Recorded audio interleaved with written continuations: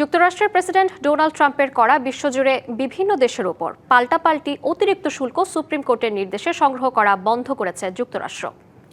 মঙ্গলবার স্থানীয় সময় রাত 12:01 থেকে বন্ধ হবে এই শুল্ক সংগ্রহ। যুক্তরাষ্ট্রের কাস্টমস ও সীমান্ত সুরক্ষা কর্তৃপক্ষ US customs and border protection এজেন্সির কর্মকর্তাদের বরাত দিয়ে এ তথ্য জানিয়েছে এএফপি। কাস্টমস ও সীমান্ত সুরক্ষা কর্তৃপক্ষ জানায়, ইতোমধ্যে কার্গো সিস্টেমস মেসেজিং সার্ভিসের মাধ্যমে জাহাজ চালকদের উদ্দেশ্যে বার্তা পাঠানো হয়েছে। 2025 সালের 2 এপ্রিল নতুন শুল্ক নীতি ঘোষণা করেন ডোনাল্ড ট্রাম্প। সেই নীতি অনুসারে যুক্তরাষ্ট্রের সঙ্গে বাণিজ্যিক সম্পর্ক আছে এমন সব দেশের ওপর 10% বেইজ লাইন শুল্ক আরোপের পাশাপাশি পাল্টাপাল্টি শুল্ক আরোপ করেন তিনি।